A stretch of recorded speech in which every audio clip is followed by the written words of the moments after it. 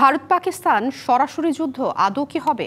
সেক্ষেত্রে কতটা সমস্যায় পড়বে দুই দেশ অথবা প্রতিবেশী রাষ্ট্রগুলো, আর কতটা প্রভাব পড়বে বাংলাদেশে?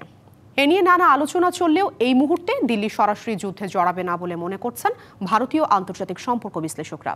তাদের মতে যুদ্ধ নয়, বরং পাকিস্তানকে অর্থনৈতিকভাবে চাপে রাখাই ভারতের জন্য মঙ্গলজনক।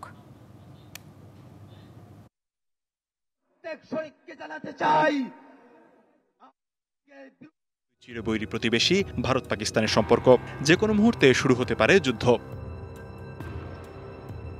এমন পরিস্থিতিতে কতটা সমস্যায় পড়তে পারে দুই দেশ ও প্রতিবেশী রাষ্ট্রগুলো তা নিয়ে চলছে আলোচনা। তবে ভারতীয় আন্তর্জাতিক বিশ্লেষকদের মতে ভারত সরাসরি যুদ্ধে জড়াবে না। আমার মনে হয় না একটা সরাসরি বড় রকমের যুদ্ধ ভারত পাকিস্তানের মধ্যে হবে।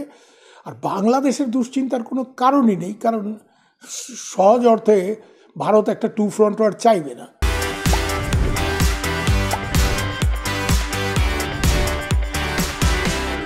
তো এখানে ভারত পাকিস্তানের সাথে গোলমাল যদি আরও বাড়ে, ন্যাচারালি ভারত চাইবে যে ইস্টার্ন ফ্রন্টে সব কিছু যাতে ঠান্ডা থাকে। কিন্তু বাংলাদেশের দুশ্চিন্তার কোনো কারণই নেই। তারা আরও মনে করেন সামরিক অভিযান নয়, বরং অর্থনৈতিক চাপে রেখেই পাকিস্তানকে জব্দ করা ভারতের জন্য যুক্তিযুক্ত। জনমত তৈরি করা যায়, অর্থনৈতিক চাপের মধ্যে রাখা যায়। পাকিস্তান অলরেডি অনেক অর্থনৈতিক চাপের মধ্যে রয়েছে, সেটাকে বাড়ানো যায়।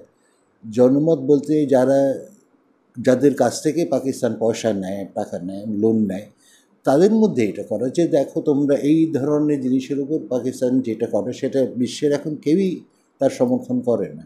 সুতরাং সেটাকে কত কোণঠাসা করা যায় সেই দেশকে, সেই দিকে দেখা উচিত। এছাড়া গেল কয়েক মাসে প্রতিবেশী বাংলাদেশের সঙ্গে সম্পর্কে ফাটল আর গভীর করতে চায় না দিল্লি।